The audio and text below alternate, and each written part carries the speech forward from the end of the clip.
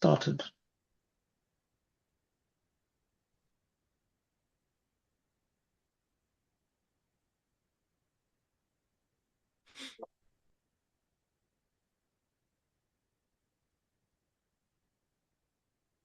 Assalamu alaikum, everybody. I hope you're all well.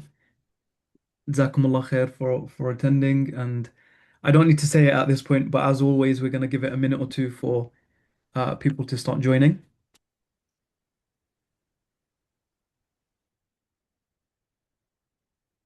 How's everybody's preparation going, by the way? How are we feeling? Are we still nervous and anxious, or is it more sort of excitement now? Are things starting to feel a little bit more real? How's everybody doing? Alhamdulillah, good, good, good, good.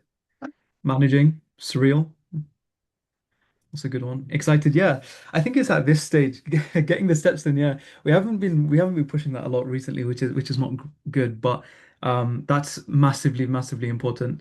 Alhamdulillah. It's nice to see that people are not as anxious and nervous now, as we're getting into the swing of things. Always good to see. Alhamdulillah. Right, we'll make a start, inshallah. Bismillah wa salatu wa salam ala rasulillah wa ala alihi wa sahbihi ajma'in. Assalamu alaikum wa rahmatullahi wa barakatuh. First of all, like I said at the beginning, Jazakumullah khair to everybody for attending. I know it's a bit of a strange time, sort of in the middle of dinner, but with Maghrib being around 8:15, it's a little bit tricky to fit it in otherwise without the session getting too late. Um, so in terms of where we are right now, so we're in week 4 now actually. So we've been through the first few weeks. We looked at mindset, a little bit about the way we think, some preparation and packing tips. And then sort of the past week or week and a half or so has been quite intense in the sense that we've been over walkthroughs and how do I perform Umrah. We went into a lot of detail with Sheikh Ahsan. That was a lot of the fiqh stuff. And we also had our package itineraries, which I know for lots of you that would have been quite intense. So much detail that was covered in all of those sessions, but I really do think that they're a valuable resource. So if you weren't able to take it in on the day, you'd be able to constantly look back on that, and I think that is super important. And then on Monday we had the session with Sheikh Ahsan, which was the walkthrough of Hajj. So I think now generally we've got a very, very decent idea as to what Hajj looks like. You might not know every single detail, and that's fine, but you've got a general picture. And the pictures that we have might look slightly different. Some of them might be a little bit more blurry than others, and that's what this session is all about today. Today's session entitled All the Bits You're Still Unsure About Answered. Now, the idea behind this session was because we've covered so much detail already, the Hajj, the Umrah, the package itineraries, I'm sure there are lots of questions floating about. I'm sure people are still unsure about certain things, and we've noticed it in our group chat. So we wanted to sort of put together one dedicated session to talk about all of those queries and questions and things people are still feeling a little bit anxious and worried about. So in terms of today and what the format of today's session looks like, it's pretty much going to be a Q&A if you want. I'm going to start off by running through a few of the concerns we've noticed people are constantly asking about. We're going to run through them. I've got Sheikh Naeem with me today. And as soon as I've done that, as soon as I've run through the few that I've got with me, we want to open up the floor to questions because I'm very aware that in the package specific sessions, we didn't have a lot of time for questions because it was so back to back, sort of right next to each other. So if you do have any questions about your itineraries or the logistics, or you didn't really understand something, or maybe it's something that we haven't covered, this is the time to push those questions forward. So without further ado, we're gonna make a start with this session. Sheikh Naim, are you with me? He is. Yeah, Perfect. I'm here. Perfect. So let's kick things off then, inshallah. So if we start right from the beginning now what I'm gonna do is I'm gonna imagine that I'm a pilgrim about to travel. And I'm going to be thinking about some of the concerns, maybe some of the things that weren't clarified as much as they needed to be during our package specific webinars. So first things first, we've already spoken about Hajj visas and the situation with that. I think the next most important thing a pilgrim would be thinking about would be their flight tickets. When am I getting my flight tickets? How am I getting them? Are they emailed to me? Are they physical copies that are going to be handed out at the seminar, for example? What does that look like? Okay, Assalamu alaikum warahmatullahi everybody. I think what I'll try and do today is get through as many questions as possible. So I'll try not to go into any unnecessary detail. so I'll try and be as succinct as possible. And I think it's also important, like Ismail mentioned, that we actually give you the opportunity to ask live questions as well. So in terms of flight tickets, questions that's been asked a number of times. So the flight tickets are actually being managed by Al Bayt guests, not by Nusuk. So all the flights, those of you who booked the group flights, those flights are already held, and there's no danger of not getting the flight. So that's all done.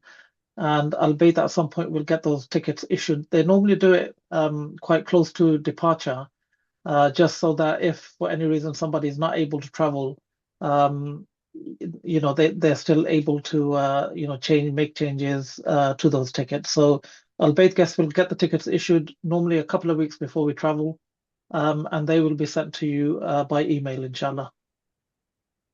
Okay.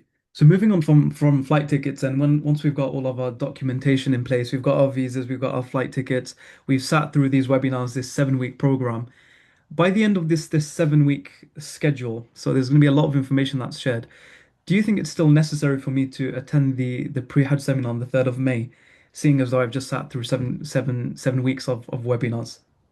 Yeah, I think that the actual physical seminar that's going to take place on the third, I want every single one of you to be there. I think you will find it useful from many different perspectives.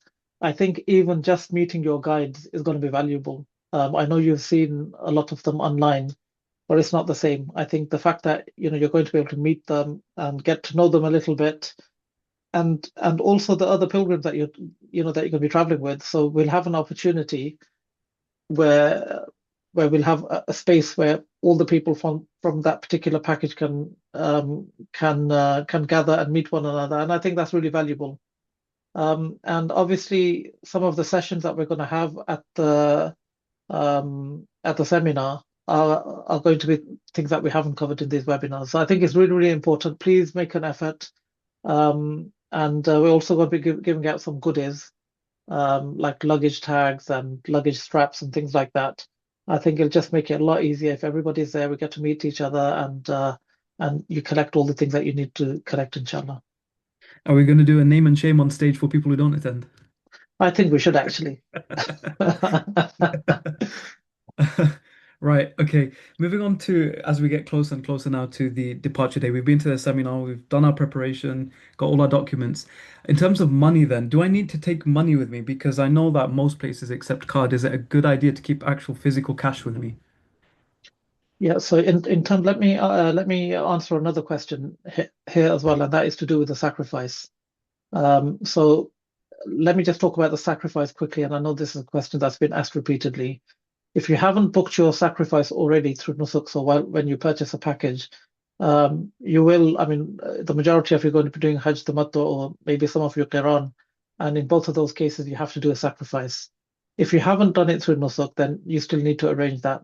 It's still, I don't think we've sent any instructions out, but there's going to be two options. One option is that you go online. There's an official government website called adahi.org, and you can purchase your sacrifice online. Once it's done, they will send you a text message. The other option, for those of you who are a little bit more particular that you want your sacrifice done at a particular time, then you can do that through us once we get to Mecca. And for that, we will be collecting money in cash in Mecca, so that we can pay the suppliers there. Um, the cost of the sacrifice, I think, is going to be probably about 100 and maybe 130, 40 pounds, something like that. So that's something you will need some cash for. Other than that, I think there's very little cash you actually need. I would say a couple of £100 would be a good idea to have with you as cash just in case you need it beyond the sacrifice. And like Ismail said, other than that, you can pretty much use your cards for everything.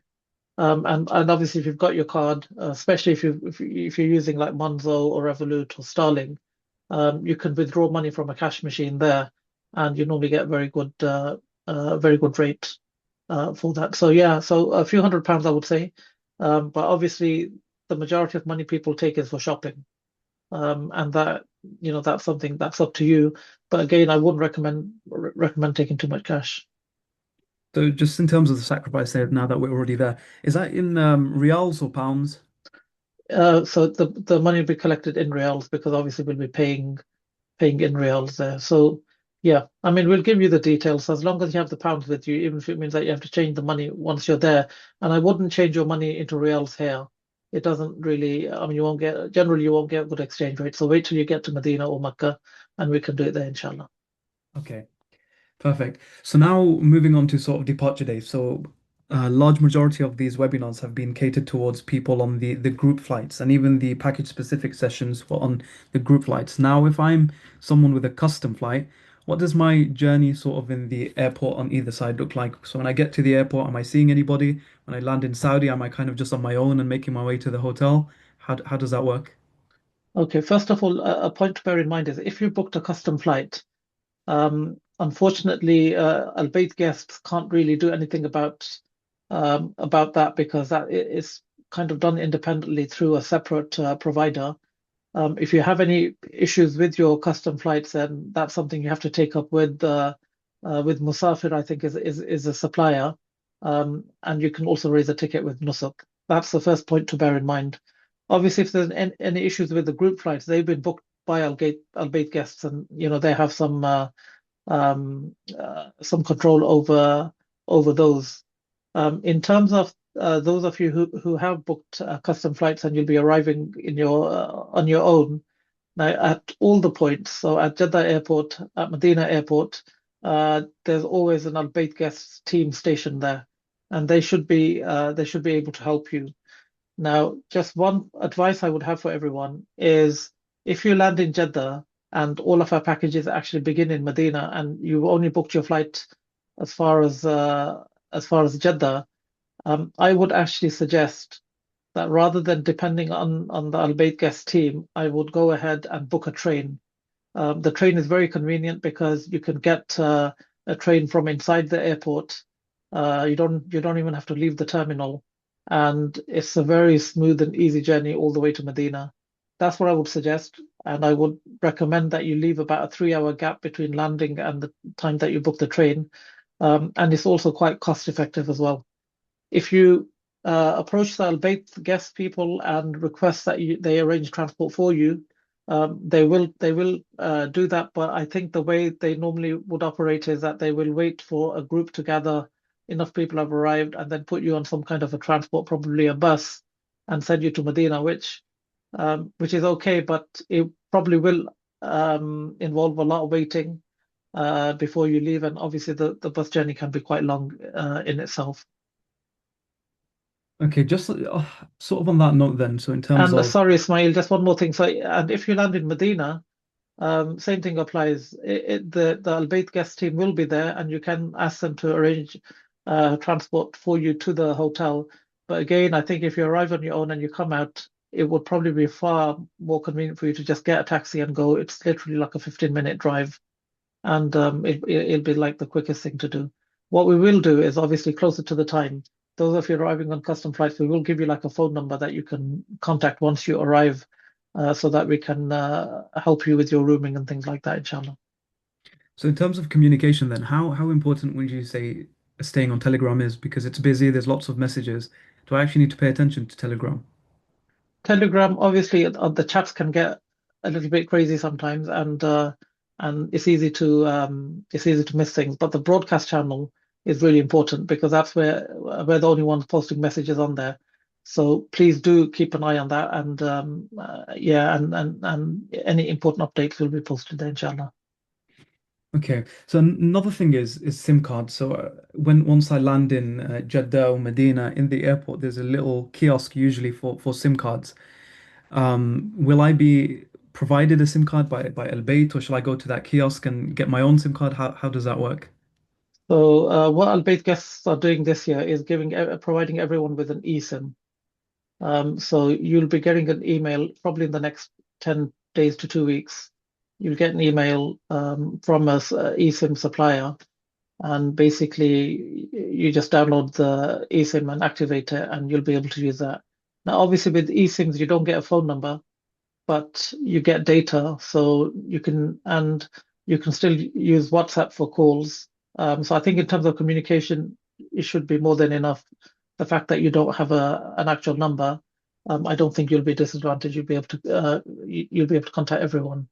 Someone just put a message saying, "Can we purchase our own eSIM?" Yes, you can, if you want to do that. But I mean, if you're going to get those for free anyway, I would just make use of them. And if somebody doesn't have a phone that supports an eSIM, would they just have to get a physical SIM then? Yeah, so once we get to Saudi, for those people, if there are people who can't, whose phone does not work with an eSIM, then inshallah we'll try and help you make an alternative arrangement once we get to Saudi, inshallah. Inshallah. Right, so now we're done with the airport, left the airport, got onto my transport, making my way to the hotel. Next thing that I'm going to be stressed about and probably thinking about for the whole half an hour journey is who am I going to be roomed with, especially if I'm traveling alone. Now, how have you done it? Have you put me with a random person? Am I just going to find out when I open the door? Am I with the people I've booked with if I've put that preference on the form? Rooming is a scary one. Yeah, it's often something that people worry about. Am I going to be roomed with somebody who snores really loud? Um, but the way we do the rooming, first of all, bear in mind that I think the majority of you are traveling as families. And those of you who are traveling as couples and you booked a double room, I think pretty much 99.9% of the time, you both of you will be together. The same applies to triples and the same applies to quads. It's not 100%, but it's 99% of the time the rooming is like that. If you booked as a single person, for example, in a quad, then we do try and do our best to try and accommodate you in a way where we feel like, these people will get on together. But the information that we have is fairly limited on how we can make that decision. And um, inshallah, inshallah, it'll work out well. From past experience, I think most of the time it works really well. We do have issues occasionally, but I think if everyone has the right mindset, we all know why we're there, and we're patient with one another and considerate with our roommates. I think inshallah everyone will be okay. Um, I don't know if you've had the opportunity to go through the pilgrim guide that you would have received by email. If you missed it, if you go on the Al-Bayt al-Nusuk website, go to the resources section, there's a pilgrim guide. There's a whole section on there, room sharing etiquette, particularly for people who are sharing with people that they don't know, and it's got some really nice tips in there. But yeah, I think don't stress about it. That's I think probably what I would say. Don't worry about it. Inshallah, whoever you're going to be sharing with, everybody's there for the same purpose, and everyone, inshallah, generally, gets on quite well. So um, don't worry about it. Okay, so I mean, all our packages start in Medina. So Medina, I guess the highlight for most people is going to be the Rolda booking. Now, we're able to book our Rolda through Nusuk, but are Al Bayt trying to provide or trying to arrange group Rolda bookings? So until, as you know, last year, the year before that, since Al Bayt have been operating under the Nusuk initiative, they've managed to organize uh, group bookings for the Roda, and it's worked really well. However, this year, from my conversation with the team in Makkah, is it seems that they're going to change the system. The authorities there are going to change the system, and it seems quite likely that they are not going to allow the Saudi companies to do group bookings, which is a shame because obviously with the group bookings, it's a lot easier to manage. Everyone goes at the same time, and people are not stressed about are they going to get a space or not. They are still trying, but judging from the information that I've received and the people I've spoken to, it does seem that there's a high chance that it might not happen, and people will then have to do their own Rosa booking through the Nusuk app. I don't think I think it's too early at the moment for you to be able to book any slots. It usually opens closer to the time. But if you have any updates, inshallah, we'll let you know. I don't think there's anything that you need to be doing now in relation to that. Okay. I think the next main thing would then be our transfer to Mecca. So that's obviously done by train. How does that work? Again, am I getting my train tickets or do I just turn up to the train station and my guide lets me through? How does that work? Yeah, so in terms of the train tickets, again, Al-Bayt guests, as far as I'm aware, I think that those tickets are already booked for the whole group. We normally get those tickets, the actual physical copies of the tickets we normally get like a couple of days before we leave. But early on we will know exactly which train we're on, what time the train leaves. Um, Also, it may have been mentioned before, but there's an app called Rafiq. It's an app that Al Bayt guests have developed for the pilgrims. It's quite useful. It's got some nice features on there. It has like a like useful du'as. It's got the Quran on there. If you want to recite from there. It's got the location of all the hotels and everything. So it's quite a handy app. But one of the things it also has on there, it will have your itinerary on there, it'll have your flight details on there, and it'll also have your train times on there. So that information will be available to you, inshallah, once the Nusuk app is rolled out. So yeah, Okay. you'll get the train tickets a few days before, but they're already booked. Okay. So then as we make our transfer to Mecca, we get to Mecca now. Now the main thing in our minds is going to be Umrah. Now, in terms of Umrah, what are the options for me? Do I just go off and perform it whenever I want? Can I perform it with the group? And what would you sort of recommend? Do you recommend I do it on my own, I try it out, or just stick with the group because it's safer? But I think one of the sheikhs mentioned it in one of the recent webinars. I would say it's always better if you can do it on your own.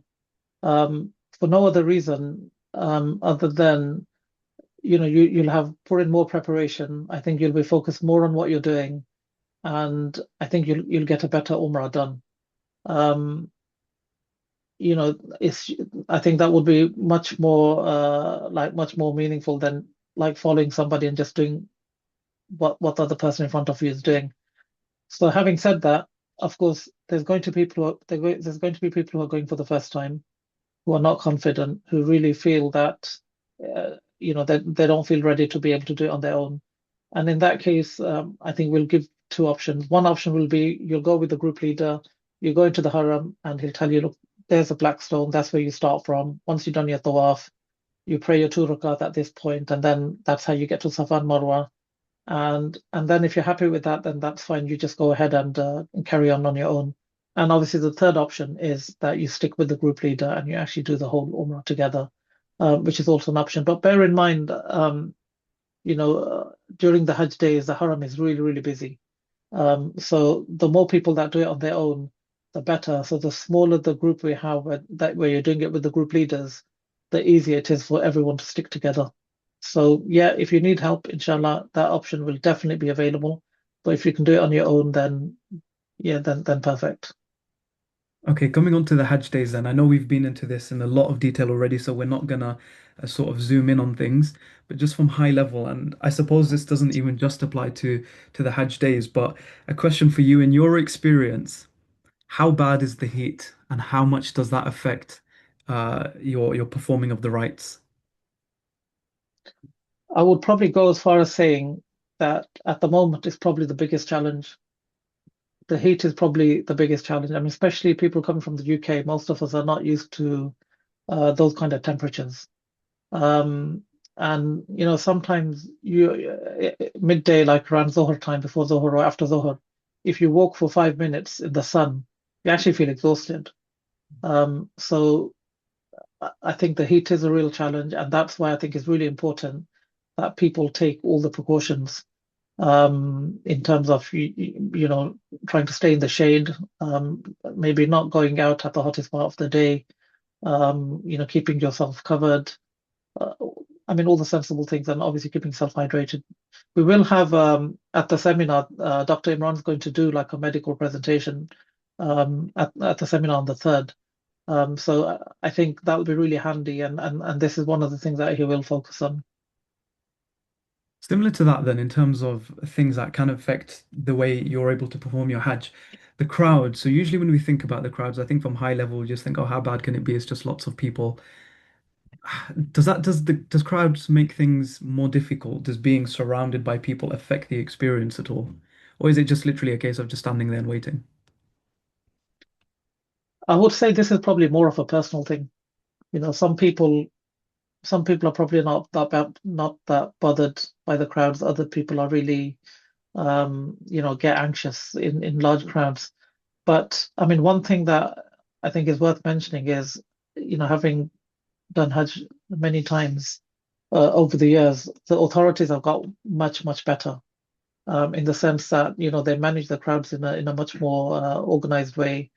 And also the way we try and do things is we do try and advise people to um, do things in a way where you can avoid the worst crowd. So, for example, when it comes to stoning, there'll be times when we will tell you that now's not a good time to go because it's likely to be very busy.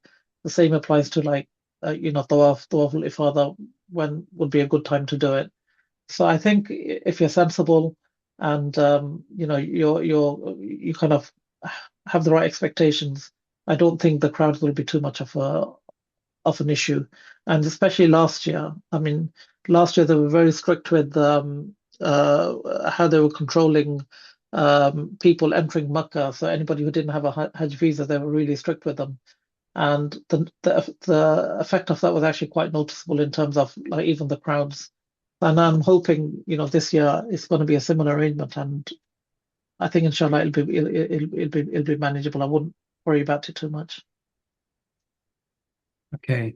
And I suppose coming to, or again, looking at Hajj from a very, very high level, one of the biggest concerns that people will probably have, it's such a huge act of worship. It's almost a once in a lifetime experience for most people. Will I be left alone? Will I be left to figure things out myself? Do I have to understand every single detail that we're sharing with everybody in these presentations? I think a couple of things to bear in mind. Um, First of all, I think Hajj obviously is a big deal. It's an act of worship that most people only do once in their lifetimes, and people are really nervous that am I going to do this properly, and am I going to miss something? Am I going to make a mistake? I think the first thing to remember is it's actually very difficult to mess up your Hajj, and what I mean by that is do something that's going to, you know, uh, kind of make your Hajj void, for example. Like there's very little that you can do to basically do something that's going to cancel the reward of your Hajj. And in terms of other mistakes, most things common mistakes that people make, they're easily fixed.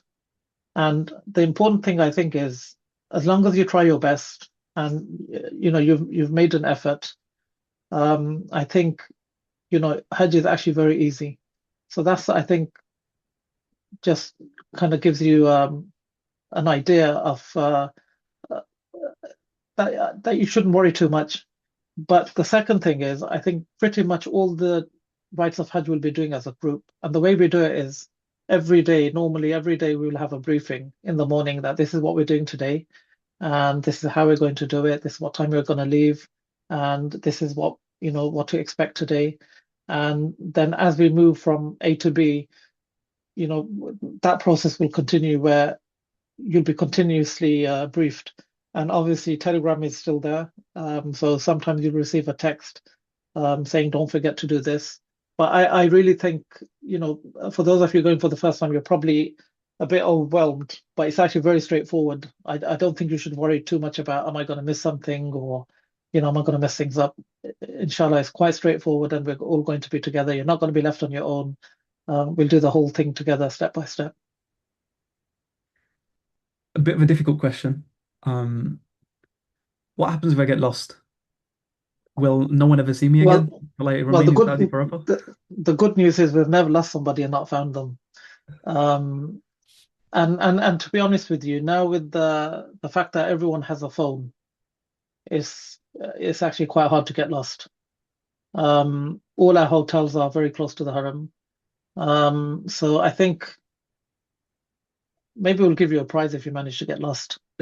Um, no, no, being serious. I think in Makkah and Medina, it's very hard to get lost. In the Hajj sites, yeah, I suppose it's possible sometime when you come at the Jamarat and you're trying to get back to the tent, and you take a wrong turn, and it's possible.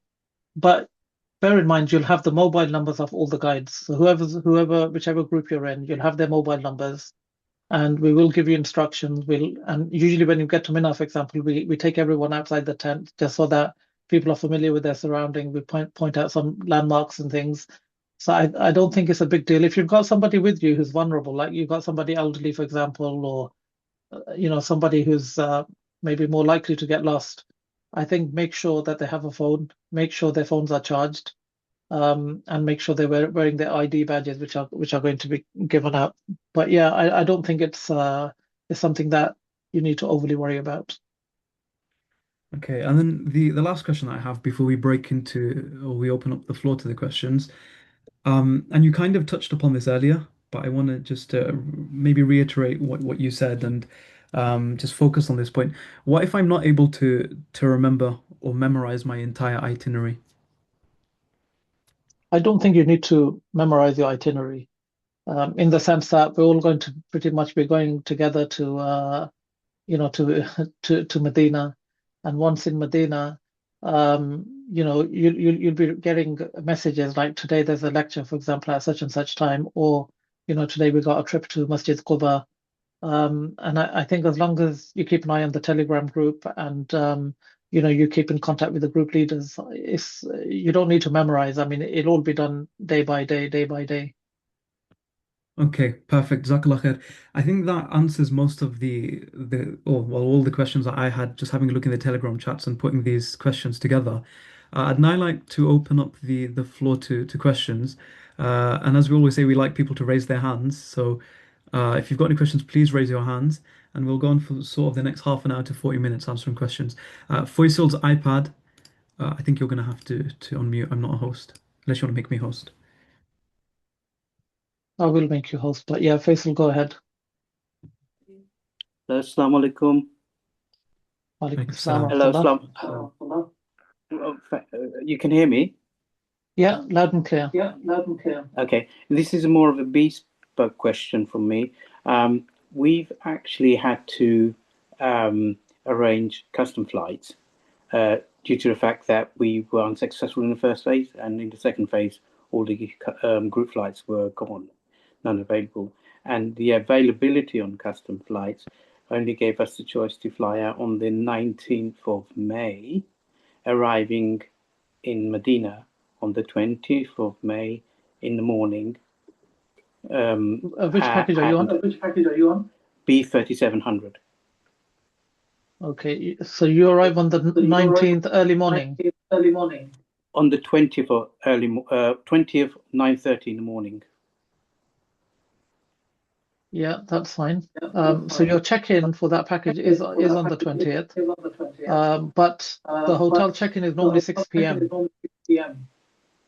But the Al-Bayt guest team will be there, and they'll try to give you a room as early as possible.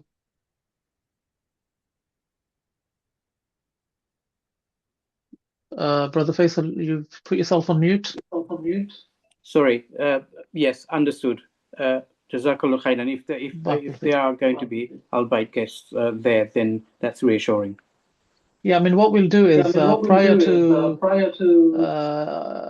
your arrival, we will give you like contact numbers for the people on custom flights, like what to do when you get there, because you won't be traveling with the group. Okay, that's fine. Perfect. Right, moving on to the next question then. Mansoor, if you want to ask your question, please, you can unmute yourself. Yeah, Assalamu alaikum, brothers. Thank you for the webinar. Really informative. Last two ones, or including this one, actually, the third one in a row, being really informative. Just one question around the flights into, I think it's Riyadh. I'm on the B3400, right? So I'm getting a bit confused with people taking train and some people taking bus or plane. When I initially booked the flight, I was under well, on the itinerary, it showed that we're flying into Riyadh and then flying from Riyadh, I think, to Medina. Is that still the case? 'Cause I'm getting a bit confused with a train journey. Yeah, nothing's changed, Brother Mansour. Oh, it's still the same, yeah? So basically, the flights that you booked are exactly the flights that you're on. Okay. The trains we were talking about was really people arriving on custom flights. Okay. People who book their own flights, not with the group. Okay, I got confused. And just one final question, if I may, and I know a lot of people probably got questions to ask, right? Just in Azizia, where so my booking packages where I should hopefully I'll be sharing with my wife, and Azizia is 4 to share. Is there any kind of option where we could get a double room, or that's impossibility? I think it's pretty much impossible because the way these bookings are done is we normally have like the exact number of rooms. Um, on occasion in previous years, there has been times where, there've been empty rooms and there's been an opportunity to upgrade. But this year, I think it's very unlikely that that happens. Once we get to Saudi, if you raise it with your group leader, Yes. if there is any opportunity, we will let you know. But I think keep your expectations low. Yes. Understood. Thank you. Jazakallah. Okay. Barakallah fiik. Perfect. A, if you want to ask your question. A. Hi, Assalamu alaikum. Alaikum I have a couple of questions. So, firstly, for those people that can't attend the seminar, when do we collect our ID documents? At what stage is that going to be? And secondly, for those that are in the Major al Gabsh camp, what's the split of people essentially between the Moisim and Gabsh camp? Which camp are you in? The Major al Gabsh camp. Okay. So the split is roughly 2/3 in Majr al-Kabsh and 1/3 in Mu'asim. So that's that. And your other question, sorry, was? If we can't collect our documents at If the you can't seminar, if you can't collect your documents, then after the seminar we'll let you know what the process is, inshallah. okay. So, Jazakallah. where are you based in the UK? Near London. Okay, yeah, that's fine. After the seminar, whoever's not able to attend, we'll see what arrangements we can make, inshallah. It might be that you get everything in Saudi. Okay. Jazakallah. Barakallah fiik. Brother Jamil, if you want to ask your question, please. Hello, Assalamualaikum. Alaikum salam. Just quickly, I just want to confirm what Mansubai was just saying 2 minutes ago on the B3400. They was talking about going to Riyadh and moving on. My understanding is at the moment, we're still waiting, is that anyone traveling on the B4300, we're going to I think it's Manchester to Jeddah, and from Jeddah to Medina is still not confirmed yet whether it's plane, train, or bus. And I think that's what I might have been trying to explain, whether I'm wrong, but I know I'm still waiting for that answer as well.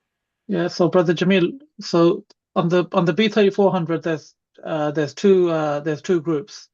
There's a group that's flying from Heathrow, and that's what the brother was asking about. So they're flying from Heathrow to Riyadh and then Riyadh to Medina. But you're on the Manchester flight, and yes, you're right. The Manchester flight is just from Manchester to Jeddah, and we don't have an onward flight at the moment from Jeddah to Medina. There is no update at the moment. I know Al Bayt are working on it. There is a train at 1 o'clock in the morning from Jeddah to Medina, but I think it's too tight. They don't have a train after 1 o'clock. And they are still pushing Saudi Airlines to see if they're going to put on any extra flights on Hajj, which they do sometimes do because of the high traffic. But at the moment, there's no confirmation. But I think, as I think Dr. Imran mentioned in the last webinar, I think the worst case scenario is that we will be going by bus. And I think if you keep that in mind, then inshallah, anything better that happens is a bonus. Sure, bye. Thank you very much. Okay, Jazakallah khair. Sam, if you want to ask your question. Sam. Hi, Assalamu alaikum, brother. Actually, two questions. One, how many Zamzam bottles we can buy, and will there be anything from Al Bayt will be provided, and the dates? The second one, I know there are going to be long check-in times in the hotels. So let's say if we arrive in Makkah and there is, let's say, 2 hours for the check-in time, can we leave our luggage there and do the Umrah and come back for the check-in? Yeah, so your first question regarding Zamzam, you can buy as many as you like, but the airline will only allow you to take one container per person. So each person on the airline, you can only take one container, which is 5 liters per person. You will have to buy that yourself at the airport. It's very cheap. I think it's £2 or £3. to purchase the bottle at the airport. But yeah, you can only take one each. In terms of dates, you'll have to buy your own dates, and it'd probably be best for you to buy them in Medina. That's where most people buy them from, and then you can keep them with you for the journey and bring them back with you. What was the third question?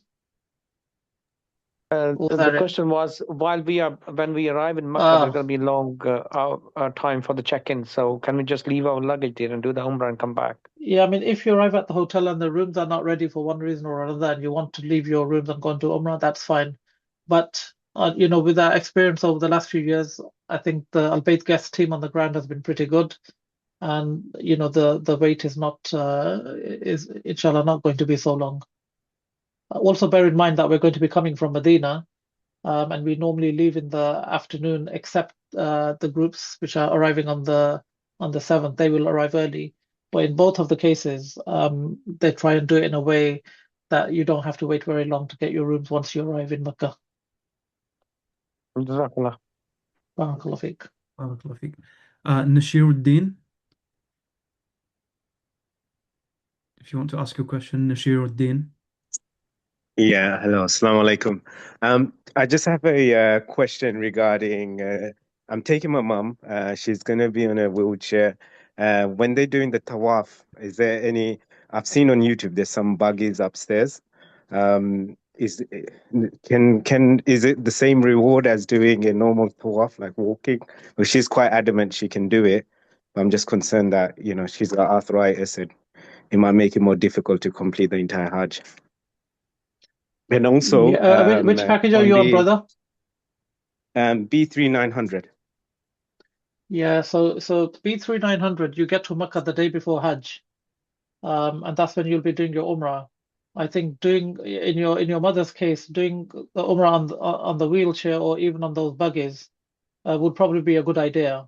Just because the following day the Hajj rites start, and maybe this is a question for the sheikhs, but in terms of the reward, it's not that you'll get any less reward if you do it in a wheelchair. Okay. And one last question. In terms of the flights, I know we're doing a group flight. Is the seating plan going to be according to family members, or is it just going to be The seating plan with random? these group flights, unfortunately, you can't check in online. You won't be able to do online check-in with these group flights. So the best advice that I can give you is on the day of departure, turn up at the airport early, and when you check in, just make sure that the person who's checking you in, that they keep you all together. If you arrive late, then there's a higher chance that you will be split up. Okay. Thank you. Assalam. Okay, Waalaikumsalam. We should have scared him a little bit and said to him, we arranged the seating on the plane as well. Brother Imran, if you want to ask your question. Imran Sayed. Assalamu alaikum. We're on B3700 package and we're on the Muaisim camp. So the question I have is when we're going to Muzdalifah, are we going to stay in a special area, part of the B3700 or Al-Bayt, or we just go and with everybody else? And do we need to take our luggage from the Mina camp to Muzdalifah, and then, or can we leave it at the Mina camp? Jazakallah. Barakallah feek. So the first thing to bear in mind is that if you're in Majr al-Kabsh, then you will be with the Majr al-Kabsh people in Mina, in Muzdalifah, and in Arafat. So all the Majr al-Kabsh people will be staying in the same location in Mina, and then in Muzdalifah, and then in Arafat. And if you're in Muaisim, exactly the same applies. So the people in the Muaisim camp, they have a different location in Muzdalifah, but they will all be together with the rest of the people from Muaisim, and the same in Arafat. They will be in their own location. So there's no the two groups don't mix during the Hajj days. In terms of what you can take with you, now obviously the first thing which we've been kind of emphasizing is that you don't need to take very much with you to Mina in the first place. We're recommending like a very small backpack, just to really carry your essentials, and maybe if you have any medications and and a toothbrush and just a few essentials. There's not really very much you need to take with you. And then when you go from Mina to Arafat and Muzdalifah, you need to take even less with you. So if you want to leave something back in the Mina tents, yeah, it's fine. You don't have to take everything with you. I wouldn't advise leaving anything valuable there, but if you're going to leave like a pair of clothes there or something like that, I think it's fine. But yeah, I think the important point to highlight is you need to travel very light in the first place.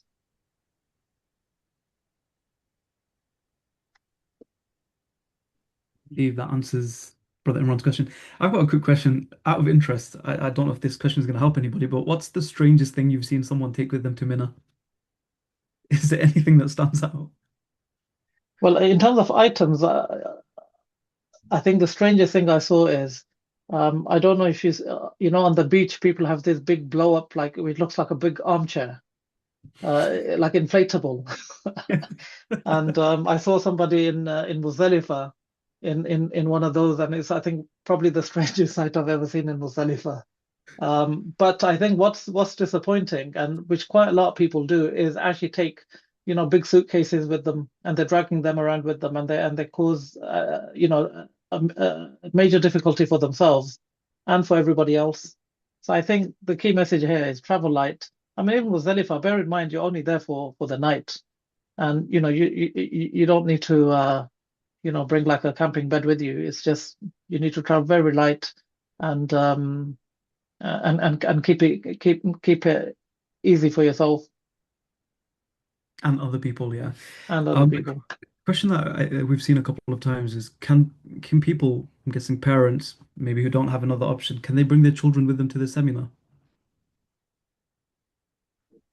Unfortunately, with the seminar, just because of capacity issues, um, unfortunately, we can't accommodate kids. So really, it's literally the people who booked the package, and that's it. Okay. Nazifa Begum, if you have your question ready. Oh, assalamu alaikum. Alaikum salam. We're on package B3 400. I was just wondering when we'll know our luggage allowance. So the luggage allowance on all the flights, I believe, is going to be two pieces, 23 kg each. So 23. Okay. 23 times 2, so 46 kilograms, but in two pieces. Each piece can't be more than 23 kilograms. Okay, Jazakallah, thank you. Barakallah feek. Brother Waqas. Brother Waqas, you with us? Okay. Assalamu Maybe alaikum. Can you hear me? Walaikum salam. Yeah, we can hear you. There we go, Jazakallah. So I've got a few questions actually. Should we run through them one by one, or should I just go from one? Yeah, Let's one do by one. one. Yeah, no worries. Just an easy one to start with. What time should we try to arrive at our departure airport? So we're traveling from Manchester. I know we expected to meet our guide beforehand. So usually for international flight, we try to do 3 to 4 hours. So with this in mind of meeting the guide, what would you say should be our estimate in advance of that? I would say at least 4 hours before. Okay, that's fine. If you're there, Jazakallah. if you're there 4 hours before, inshallah, I think you'll be fine. No problem. And then the other day we were going through the itinerary, and one of the points which was mentioned was that when we are traveling from Medina to Mecca, the luggage is going to get sent the night before. So in terms Yeah. of practicalities, I was just trying to understand how would what kind of items we'd keep behind. Would a cabin bag be sufficient to keep behind in the sense of, so we're going to be putting our ihram on, so our night clothes, our toiletries and everything, we would probably need a cabin bag to bring that back. Would that be practical on the train and the whole Yeah. way that we're traveling? Does that Yeah. make sense? Yeah, that would be fine. But I would say nothing bigger than a cabin bag, because really the only thing you'll have to do is take off probably one pair of clothes and some toiletries. And any medications and valuables. So yeah, Yeah. a small cabin bag will be fine. And the reason we do this is if everyone takes their luggage onto the train, the journey becomes quite cumbersome with so much luggage. And then the same when you get off the train on the other end, and then transporting all the luggage from the station to the hotel, it just makes the journey much more complicated. This way, all the luggage goes ahead of you, and the actual journey then becomes much smoother. Yeah, perfect. That And makes sense. and you don't have to lug your luggage around at each point. Yeah. Yeah, that would be preferable actually. Yeah, it's right. You're right. So we also there was a mention of a train station holding area. Is there any facilities in that holding area, say toilets or prayer facilities or wudu facilities? I've not been in the holding area. I think Ismail probably has.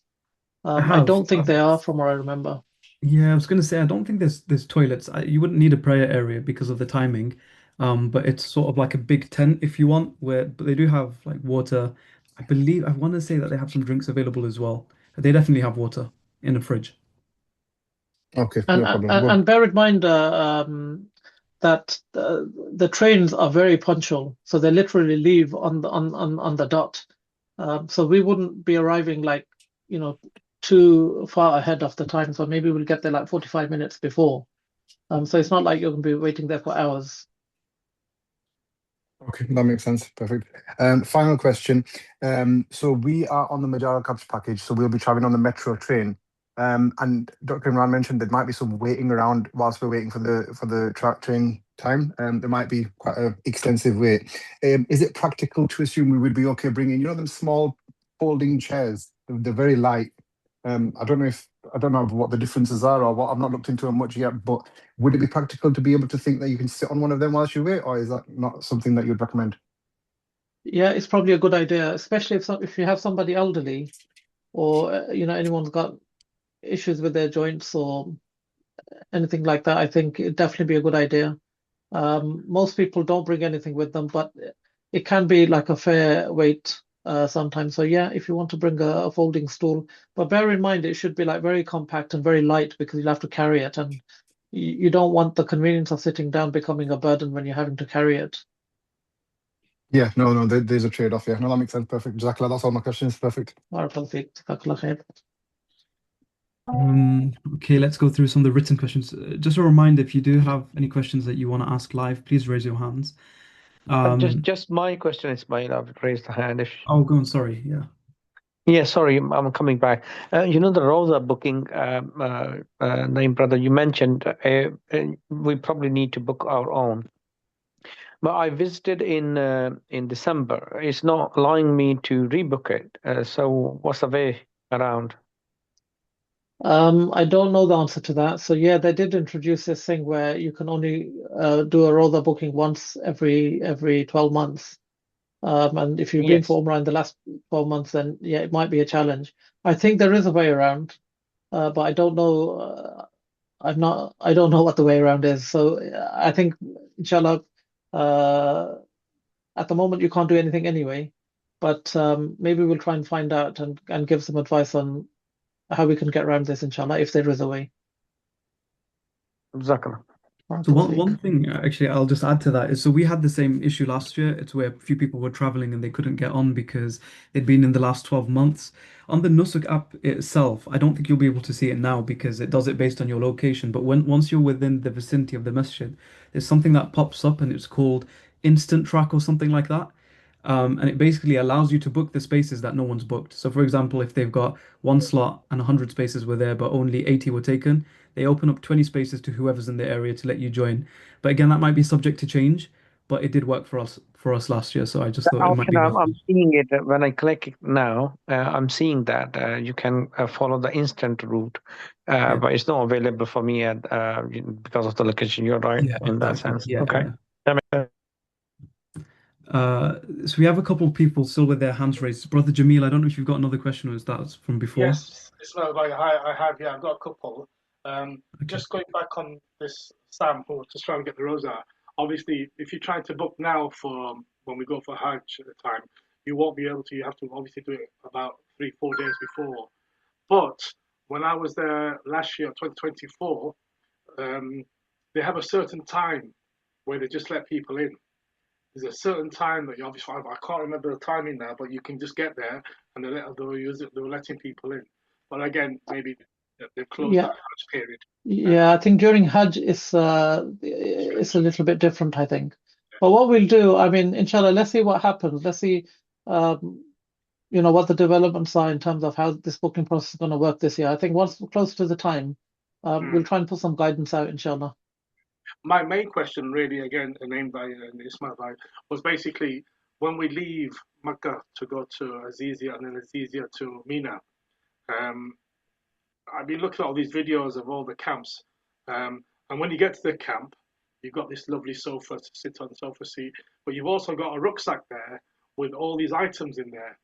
You've got the masala, you've got a fan in there, you've got the some little toiletry stuff in there. But if you're bringing your own rucksack and you've got that rucksack, can you not tell us when we get that rucksack and we don't have to then bring all these additional items with us?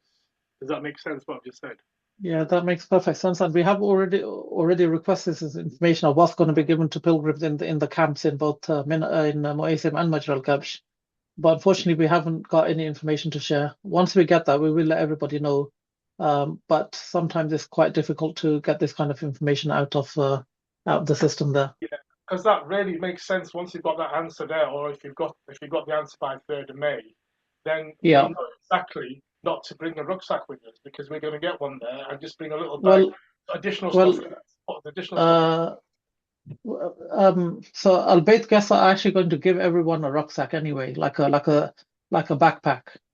Everyone's going to get that anyway. And then when you get to Mina, they may give the authorities, they may give another one. But I don't think, I think the one Al-Bayt is going to give you, I would say that's actually sufficient to take everything you need with you to Mina and Arafat. So you probably don't need one.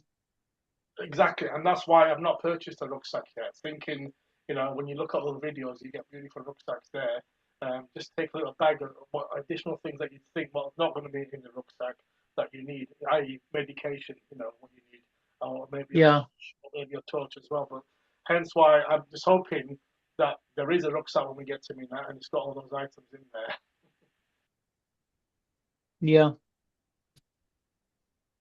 Okay, perfect. Thank you. Mansoor, you've still got your hand raised. Have you got another question? Brother Mansoor. Okay. Here's a question everyone's been waiting for. What are the toilet facilities like in Muzdalifah? They're pretty basic. And they're not as good as what you get in Mina and Arafat. But bear in mind, you're there for a very short time. So you're probably going at the earliest, you'll probably get there around 9 o'clock, 9 p.m. And Fajr is probably around 5. So you're literally there for like 8 hours or something at most. And I remember last year the people in Mu'aysim, they actually got to Muzdalifah really late, like around midnight or 1 o'clock in the morning. So you don't spend that much time there. So yeah, the toilets are, there's the quantity isn't sufficient really for the number of people, and they're not usually very clean. But yeah, you're only there for half a day or half a night. Okay. Sorry, Mansoor. I didn't realize I took permission away from you. Try to unmute yourself now. Yeah, Assalamu alaikum. Can you hear me now? Apologies, yeah. Yeah, excellent. Listen, some really great questions and answers, right? So it's really helping me. Just a quick question around, and I think one of the Sheikh went through it and I missed it. So on the day of Hajj, we go to Arafah, we go to Muzdalifah, we come back, we chuck the stone at the big one, wait for the sacrifice, and then do we walk to Makkah or would we be provided transport to Makkah from Mina after the sacrifice? Which package are you on? B3400. Majr al-Kabsh or Mu'aysim? Major Capsh. Did you say 3400? 3400. Yeah, normally the way we do tawaf for the 3400 is because you're staying in Azizia, you would basically we would go out midnight, so basically we'd go in the night. So you'd spend from Maghrib till midnight, you'd stay in the camp on the 10th. So this is after you've done your stoning that day, your sacrifice is done, you've cut your hair, and then the next thing that you need to do is your tawaf. So we will go for tawaf at midnight, and yeah, usually the buses are provided. You go by bus, you do your tawaf, and then Fajr time you come back. And that's only for this. This only applies to the 3400 Majr al-Kabsh group. Yeah, Jazakallah khair. That's very clear. Thank you. Okay. Someone's asking the question, just to clarify, is it one sacrifice per person? So yeah, in terms of requirement, it's one per person. Yeah, some people choose to do more, but the requirement is one per person. How do I unmute you? Hope I'm unmute. Okay, another question. So in terms of walking to and from the train stations, generally what kind of distances are we talking about? Is it half an hour, 45 minutes? Is it less than that? I think the longest is between the Majid al-Kabsh camp in Mina and the train station in Mina. It's probably about, I'd say, a maximum of 30 minutes. And then from Arafat to the station there is probably about 20 minutes, and the same in Muzdalifah. So between 20 and 30 minutes. Okay. Um, Someone's asking about their elderly parents or people, I suppose, who are a bit more vulnerable. When they're traveling to Muzdalifah, especially because it's going to be very, very basic, would you suggest anything in particular for people in that state to carry with them or to take with them to make their journey a bit more comfortable?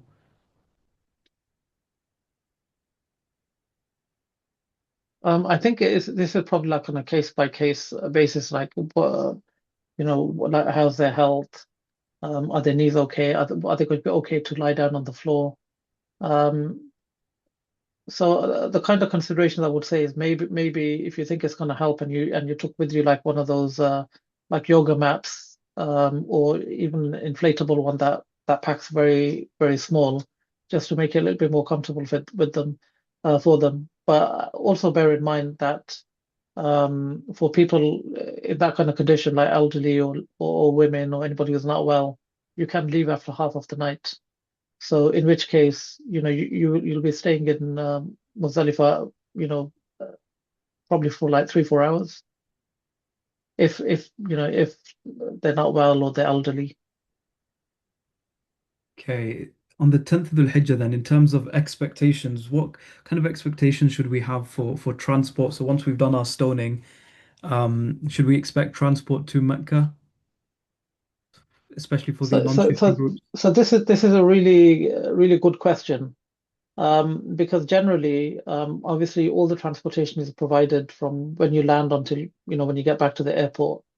Um, but the challenge is always on the 10th of Dhul Hijjah because obviously that day is a very busy day and everybody is literally moving from Mina to Makkah pretty much at the same time.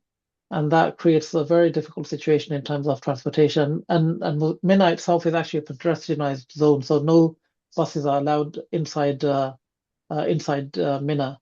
And as you leave Mina, the traffic situation on that day is probably like the worst stuff, throughout the whole of the Hajj days. So that being said, transport is a challenge. Al-Bayt are planning on trying to run a shuttle service from the Jamarat to Makkah. But in my experience, it may or may not work. So I think you have a number of options on that day. If the shuttles work, the Al-Bayt shuttles, then that's one option. The government also has some shuttles that operate from the Jamarat to Mecca, which is another option. Then the taxi is another option, which again is, because of the traffic is challenging and it can also be quite expensive. And then obviously the fourth option is that you walk. And I think the majority of people last year, especially on the non-shifting packages, did walk. And once you get to the Jamarat, the walk from there is probably about an hour. So it's not, I mean, obviously everyone's tired on that day, which is why it makes it a bit more challenging and the weather. But the majority of people did walk. And if you have someone elderly with you, like the brother was mentioning, his parents or anyone who's likely to struggle, then yeah, then the bus shuttles is an option and taxi is another option. But the guides, inshallah, will be with you to kind of help you, even if you need to arrange a taxi or the buses are not working. But I think for that day, I think just to set everyone's expectations, expect the transportation on the 10th to be challenging. But we'll do what we can, inshallah, to try and make it as easy as possible. Okay, coming to the last couple of questions now, before we break. Can a wheelchair be taken to the different Hajj sites, to Arafah, to Muzdalifah? Yeah, yeah, you can. So if you're a wheelchair user, then yeah, to take a wheelchair with you is no problem. Okay, so you mentioned something about doing tawaf after midnight. Is that just for the shifting group, or is that for the non-shifting as well? It works really well for the shifting package who are in Major al-Kabsh, just because of where they're located in Azizia in relation to the camp. I think it only works for them, and that's why we only do it for that particular package. If you're on the shifting package and you're in Muaisim, then by the time you come to do your stoning on that day, and then you go to the Azizia building, you would have to go back to, if you wanted to do it midnight, you'd have to walk back to your camp, which is a long walk, and then you'd have to stay there and wait till midnight and then walk all the way back, which doesn't really make sense. So if you're already in your Azizia building, it's easier for you to go from there to Makkah, do your tawaf, and come back. But yeah, I think the logistics are slightly different depending on which camp you're in and whether you're shifting or non-shifting. Okay, the final question then. So you mentioned on the 10th of the Hijjah, transport is particularly difficult from the Mina camp back to or towards Mecca. How about in the evening then? So say for the non-shifting package, they've made that walk to Mecca, they've performed their tawaf, rested in their hotel. The evening comes. Are they expected to walk back to the Mina camps, or how likely is it that we'll get transport? I think on the way back, the transport is easier. It's still challenging. It's still a very busy day. But in most instances, inshallah, you'll be able to go back by bus, inshallah, from your hotel. Perfect. Jazakallah khair. Before we close off, yeah, in the chat, um, can you just put a message if anybody's not got their visa?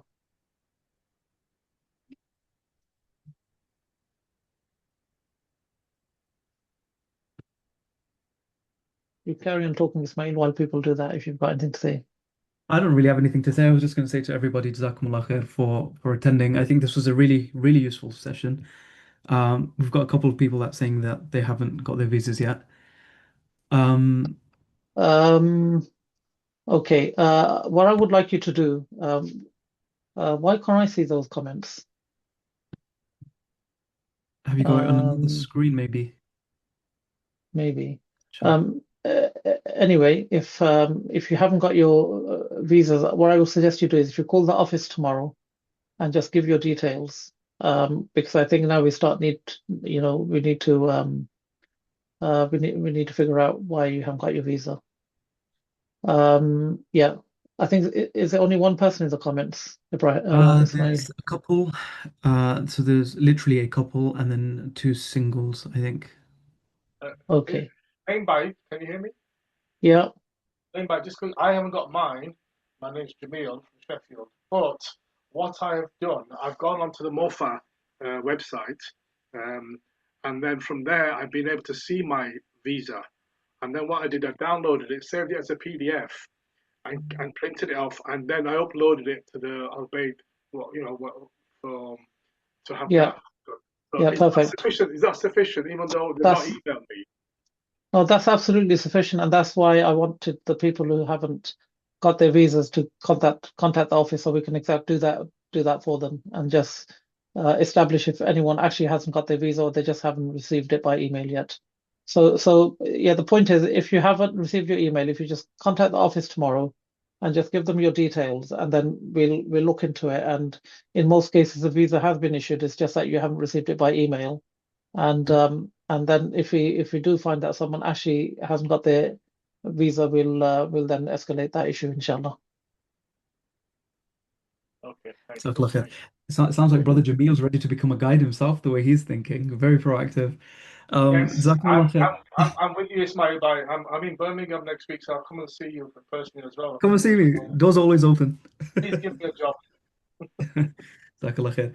Right, everybody, I know Maghrib time is coming in, so we'll wrap up this session here.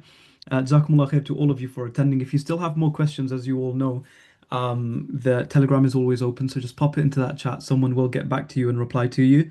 If you want to speak to somebody, you can always call into the office, inshallah.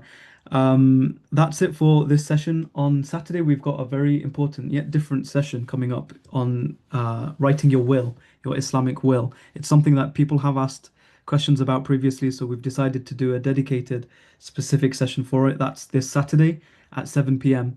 Apologies with the mix up in timings as well. I know the Monday one was 8:30 and these are 7 p.m. We're just trying to figure things out. Availability isn't always the easiest thing to handle. That's it from me. I don't know, Sheikh Naim, if you've got anything you want to add.